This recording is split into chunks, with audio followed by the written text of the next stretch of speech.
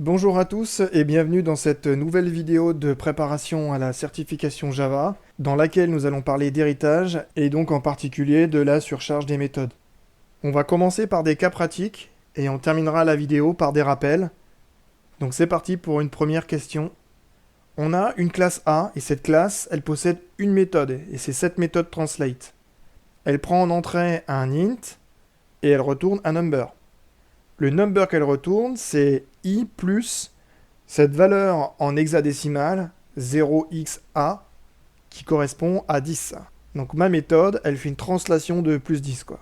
Si maintenant j'ai une classe B qui surcharge ma méthode translate, donc qui hérite de A, parmi toutes les propositions de A à E, lesquelles sont des surcharges correctes. Première proposition, est-ce que dans une classe B, je vais pouvoir écrire public number translate int de i? Ça, c'est correct.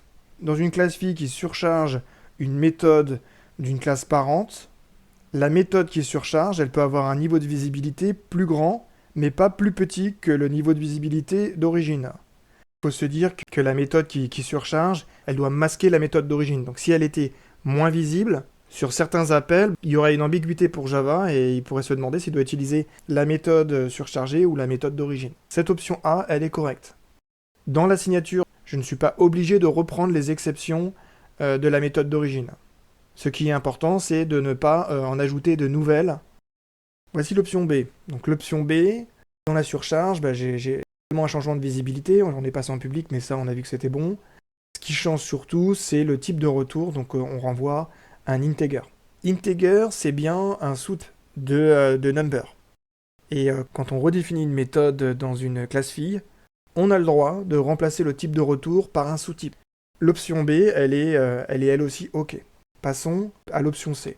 Pour l'option C, la différence, elle se trouve au niveau du paramètre d'appel.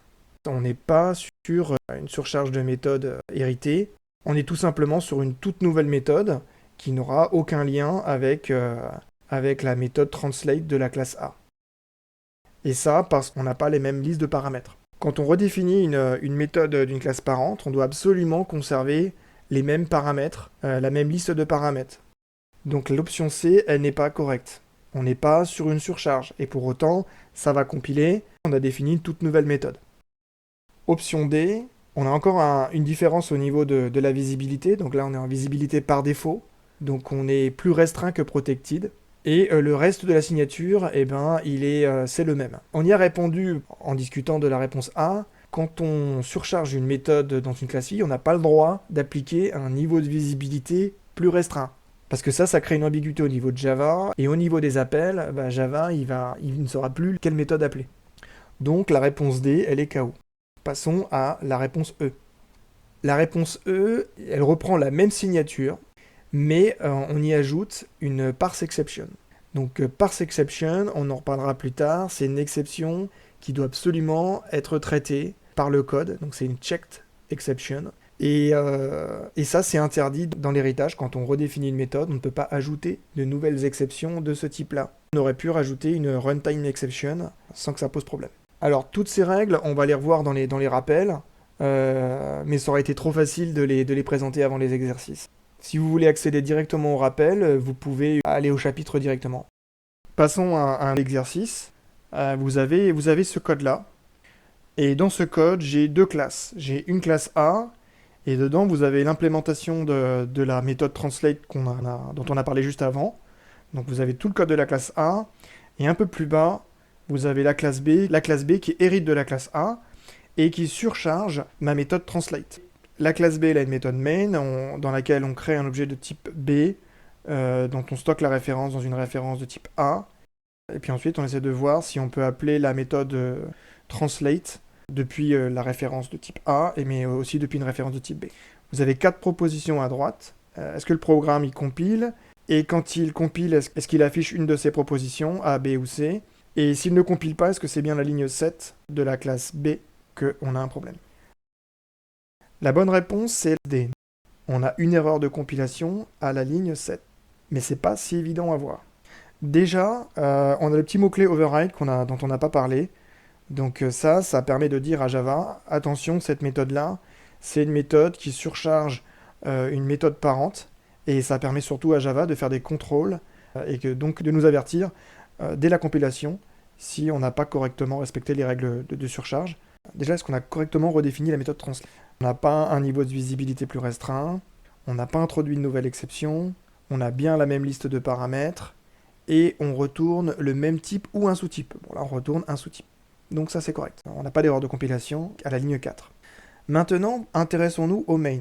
Donc j'ai des références de type A et B qui contiennent un objet B, et l'objet B il a bien une méthode translate. Ligne 10, ma référence de type A, elle voit bien une méthode translate, puisque j'ai défini une méthode translate au niveau de la classe A. Et ligne 11, j'ai bien une référence de type B et un objet de type B, donc je peux tout à fait appeler la méthode translate de la classe B. Donc la bonne réponse, c'est la réponse D. Il y a une erreur de compilation ligne 7, mais pourquoi? Ligne 10, on utilise une référence de type A. La référence, ça définit les champs et les méthodes qu'on peut voir. Donc c'est ceux qui sont définis au niveau de la classe. Si j'ai une référence de type A, elle ne verra que la méthode translate qui retourne number et rien d'autre. Et comme c'est cette méthode-là qu'elle connaît, elle s'attend à ce que potentiellement elle émette une exception de type myException. Cette exception, elle doit être gérée. L'exception myException, c'est une exception checked, donc il faut absolument la catcher quand on fait appel à la méthode. Puisque je n'ai pas ajouté de throws myException ligne 7, j'ai une erreur de compilation. Cette fois, je rajoute un throws myException, donc on n'a plus l'erreur de compilation ligne 7. Comment se comporte le programme maintenant? Est-ce qu'on a toujours une erreur de compilation ligne 7? Bon, ça, on va l'écarter tout de suite. Qu'affiche notre programme? Est-ce qu'il affiche 10-10, 11-11 ou 10-11? On en a parlé, 0xa, ça correspond à la valeur 10. 0xb à la valeur 11, donc ça, c'est de la décimale. Donc en fait, la méthode A, elle fait un plus 10, et la méthode B, un plus 11. Si j'appelle la méthode translate de la classe A en lui passant en paramètre 0, elle va me retourner 10. Et si j'appelle la méthode de la classe B, la méthode translate de la classe B, et que je lui passe 0, elle va me renvoyer 11.